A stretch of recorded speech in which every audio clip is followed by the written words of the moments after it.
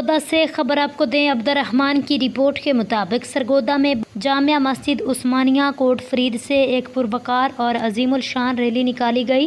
یہ ریلی دفاع پاکستان تحفظ ختم نبوت کے زیر اہتمام منعقد کی گئی، جس میں ممتاز علماء کرام، مشائخ اور شہریوں کی کثیر تعداد نے شرکت کی۔ ریلی کا آغاز جامع مسجد عثمانیہ سے ہوا، جس کی قیادت پیر عبدالوحید ڈوگر جو کہ جنرل سیکریٹری ہیں اور پنجاب کے سیکریٹری حضرت مولانا قاری احمد علی ندیم نے کی۔ ریلی میں شریک افراد نے ختم نبوت اور سیرت نبی کے موضوع پر فلک شگاف نعرے لگائے اور درود و سلام کا ورد کیا۔ یہ ریلی قبرستان روڈ سے ہوتی ہوئی کچہری بازار چوک میں اختتام پذیر ہوئی۔